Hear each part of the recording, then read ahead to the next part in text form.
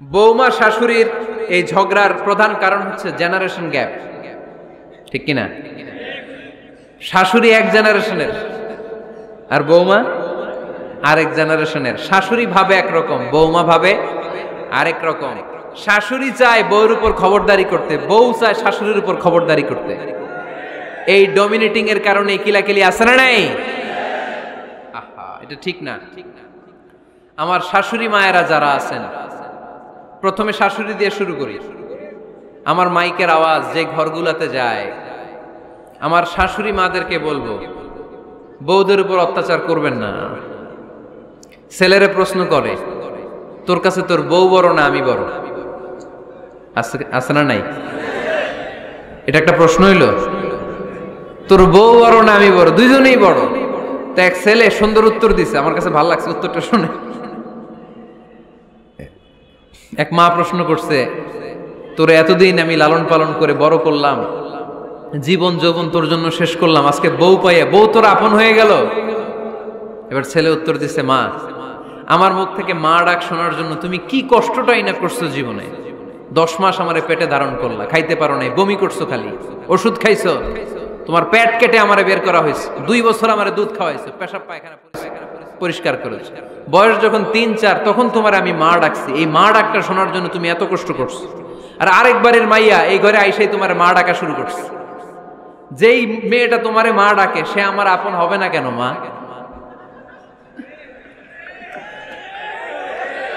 ঠিক কিনা? এই মা ডাক শোনার জন্য তুমি এত কষ্ট করলা, আমার লালন পালন করলা, 10 মাস পেটে ধরলা, পেশাব পায়খানা পরিষ্কার করলা, এরপরে মা ডাক শুনতে পারছে। আর আরেকবারের মেয়ে জানা নাই চিনা নাই এসেই তোমার ডাকা শুরু করছে মা। তো যে আমার মারে মা ডাকে তার স্থান তো আমার কলিজায়, ঠিক কিনা? শাশুড়ি আম্মারা যারা আছেন, প্লিজ বৌমাদেরকে কষ্ট দিয়েন না।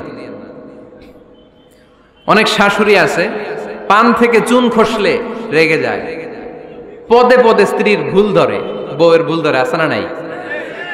এটা করবেন না। সে তো নতুন, আপনার অনেক এক্সপিরিয়েন্স হতে তার সময় লাগবে, তাকে সময় দিন, তাকে ভালোবাসুন, ঠিক কিনা? না বুঝে সামান্যতে বৌমারে বদদোয়া দেয়, এরকম আছে না নাই? কিন্তু বুঝতে চায় না, বৌমারে যদি বদদোয়া দেয় তাহলে তার নিজ ছেলের পরিবারের ক্ষতি, পেটে ধরা যে ছেলে, ছেলের পরিবারের কিন্তু ক্ষতি, তার আপন নাতি নাতনিদেরই ক্ষতি। আওয়াজ করে বলেন ঠিক কিনা? বৌমাকে বদদোয়া দিয়েন না। বৌমাকে নিজের মেয়ের মতো দেখবেন। সমাধান আমি দিচ্ছি, কেমন দেখতে হবে? নিজের মেয়ের মতো। নিজের মেয়ে সকালে ঘুম থেকে ওঠে 11টা, ওইটা সমস্যা নাই। বৌমা কেন উঠলো না, ওইখানেই ঝামেলা, আছে না নাই? মেহেরবানি করে আপনার বৌমাকে আপনার নিজের মেয়ের মতো দেখেন। নিজের মেয়েরে যেমনি আদর করেন তাকেও অমনি আদর করেন। আপনার বৌমারে যদি আপনি কষ্ট দেন, মনে রাখবেন আপনার নিজের মেয়েটাও আরেকবারের বউ হয়ে কয়েকদিন পরে যাবে। আপনি যা যা করবেন আপনার মেয়েকেও তারা ওই রকম কষ্ট দিয়ে বাড়িতে ফিরিয়ে দিবে। চিল্লায় বলেন ঠিক কিনা? খবরদার, টিট ফর ট্যাট। ইট্টি মারলে পাটকেলটি খেতে হয়। এজন্য শাশুড়ি আম্মা জানারা যারা আছেন, বৌমার সাথে খারাপ আচরণ করবেন না মেহেরবানি করে। তাকে আপনি কষ্ট দিলে আপনার নিজের মেয়েটাও আরেক বাড়ির বৌমা হবে, সেও ওই বাড়িতে এই কষ্টগুলো ভোগ করবে। এগুলো যখন আপনি শুনবেন তখন আপনার চোখ দিয়ে পানি পড়বে কি পড়বে না? পড়বে। এবার আসেন বৌমার কথা বলি। বৌমা যারা আছেন মেহেরবানি করে, বৌমা যারা আছেন মেহেরবানি করে আপনার শাশুড়ি আম্মাকে নিজের মায়ের জায়গায় রাখবেন।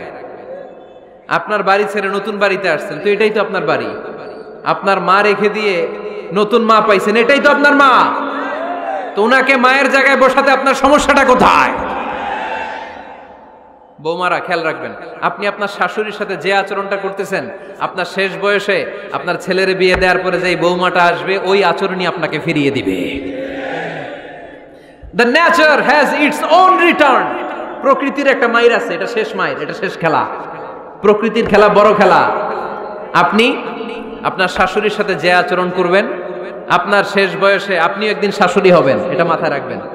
ওই আচরণই আপনি ফিরে পাবেন। আওয়াজ করে বলতে হবে ঠিক কিনা? এজন্য 9 নাম্বার পয়েন্টস হচ্ছে মিউচুয়াল রেসপেক্ট। সবাই যেন সবাইকে ভালোবাসি। দোষ ছাড়া মানুষ নাই। সবার দোষ আছে, আমরা যেন একে অন্যের দোষ না খুঁজি। বৌমারা, আপনাদের কানে যদি আমার মাইকের আওয়াজ যায়, অল্প কিছু টেকনিক অবলম্বন করলে আপনি আপনার শাশুড়ির মন জয় করতে পারবেন। শাশুড়িরা আসলে বেশি কিছু চায় না, আগের জামানার মানুষ তো, এদেরকে ওইভাবে হাত করতে হবে। মাঝে মাঝে একটু শাশুড়ির মাথায় তেল দিয়ে দেন, চুলে তেল দিয়ে দিবেন আর কি, মাঝে মাঝে চুল আশ্রয় দিবেন, এগুলো কিন্তু খুব পছন্দ করে শাশুড়িরা। ওনার প্রেশারটা একটু মেপে দিবেন, ডায়াবেটিক্সের ওষুধটা খাইলো কিনা সময় মতো খোঁজ নিবেন, কি পছন্দ করে খেতে একটু রান্না করে দিবেন। যেই বক্তার ওয়াজ শুনতে পছন্দ করে ওই বক্তার ওয়াজগুলো ডাউনলোড করে শাশুড়ি আম্মাকে দিবেন, ইসলামী বই দিবেন। দেখবেন বয়স্ক নারীরা মাহফিল যেতে খুব পছন্দ করে, ওয়াজ শুনতে খুব পছন্দ করে, নবীদের কাহিনীগুলো শুনতে পছন্দ করে। বসায় বসায় একটু কাহিনীগুলো শোনাবেন। বাইরে বেরোলে জিজ্ঞেস করেন, আম্মা আপনার কিছু লাগবে কিনা। আর একটা টিপস আছে, চুল যখন আশ্রাবেন আর শাশুড়ির মাথায় যখন তেল দিয়ে দিবেন, তখন অতীতের কথা জিজ্ঞেস করেন, দেখবেন অতীতের স্মৃতিতে হারিয়ে গিয়েছে আপনার শাশুড়ি। কি জিজ্ঞেস করবেন জানেন? জিজ্ঞেস করবেন, আম্মা জান, মুক্তিযুদ্ধের সময় আপনার বয়স কত ছিল? ওই সময় মুক্তিযুদ্ধের সময় আপনাদের এলাকায় কি কি হয়েছিল মা? আরেকটা প্রশ্ন করবেন, মা বিয়ের সময় আপনি কেমন ছিলেন? ওই দিন দেখবেন বুড়ি আর বুড়ি নাই, জুয়ান হয়ে গেছে। ওই দিন বলবে, মা আমি অনেক সুন্দরী ছিলাম, আমার মাথায় অনেক চুল ছিল, আজকে নাই। আমগো গ্রামে আমার সাথে সুন্দরী মাইয়া ছিল না। অতীতের স্মৃতিতে, স্মৃতি হাতরাতে হাতরাতে তিনি হারিয়ে যাবেন। জিজ্ঞেস করবেন যে, মা শীতকালে আপনাদের দেশে কি পিঠা বানাতেন আপনি যখন ছোট ছিলেন, আপনার বাপ চাচারা কি করতো? এগুলো জিজ্ঞেস করলে উনি স্মৃতির পাতা হাতরাতে হাতরাতে চোখ দিয়ে দাঁড় দাঁড় করে ওনার পানি ঝরতে শুরু করবে। আপনার জায়গায়, ওনার হৃদয়ের মনি কোঠায় এমন জায়গায় পৌঁছবে, আপনার ছাড়া উনি কিছুই বুঝবে না। বৌমারা, এই অল্প কিছু টিপস অবলম্বন করে আপনারা আপনাদের শাশুড়ির মনকে জয় করতে পারেন। শাশুড়ি বৌমার দ্বন্দ্ব আমরা চাই না, আমরা চাই শাশুড়ি বৌমাকে নিজের মেয়ের মতো জানুক, আর বৌমা শাশুড়িকে আপন মায়ের মতো ভালোবাসুক, ঠিক কিনা? এই মিউচুয়াল রেসপেক্টই পারে শাশুড়ি বৌমার দ্বন্দ্বকে দূর করতে, আর ঘরটারে শান্তি টুকরা বানাতে। আওয়াজ করে বলেন ঠিক কিনা? কয়টা গেল? আর আছে কয়টা? দোয়া করবেন একে অপরের জন্য। দোয়া, সাইয়েদনা ইব্রাহিম ফ্যামিলির জন্য দোয়া করতেন, রব্বি জাআলনি মুকিমাস সালাতি ওয়া মিন যুররিয়াতি রব্বানা ওয়া তাকাব্বাল দুআ। ও আল্লাহ, আপনি আমার নামাজ কায়েমকারী বানান, আমার কলিজার টুকরা সন্তান ইসমাইলকেও নামাজ কায়েমকারী বানান, আমার দোয়াটা আপনার দরবারে আপনি কবুল করে নেন। সুবহানাল্লাহ পড়েন। রব্বানা ইন্নী আসকানতু মিন যুররিয়াতি বিওয়াদিন গায়রি যী যারইন ইনদা বাইতিকাল মুহাররাম। ও আল্লাহ, আমার সন্তান সন্ততি, আমার ফ্যামিলিকে ধুধু মরুপ্রান্তর এই উপত্যকার মধ্যে তোমার কাবা ঘরের সামনে রেখে গেলাম, তাদেরকে তুমি নামাজ কায়েমকারী বানিয়ে দিও। গোটা বিশ্বের সব মানুষের অন্তর আমার ফ্যামিলির দিকে আল্লাহ তুমি ঝুঁকিয়ে দিও। ওয়ারযুকহুম মিনাস সামারাত, ফলমূল দিয়ে আল্লাহ তুমি তাদেরকে রিজিকের ব্যবস্থা করে দিও। তার মানে সব নবীরা তাদের পরিবারের সদস্যদের জন্য দোয়া করতেন কি করতেন না? আবার কোরআন আমাদেরকে শিখালো, রব্বানা হাব লানা মিন আজওয়াজিনা ওয়া মিন যুররিয়াতিনা কুররাতা আ'য়ুন ওয়াজআলনা লিল মুত্তাকিনা ইমামা। ও আল্লাহ, এমন নেককার সন্তান, এমন নেককার স্ত্রী আপনি আমাকে দান করেন যাদের দিকে তাকালে আমার চোখ দুইটা ঠান্ডা হয়ে যায়। চক্ষু শীতলকারী স্ত্রী দেন। বিয়ে যাদের হয় নাই, ইয়াং ছেলেরা এই দোয়াটা করবা। বিয়ের জন্য দোয়ার দরকার আছে না নাই? প্রতিদিন এই দোয়া করবা, আল্লাহ এমন স্ত্রী দেন,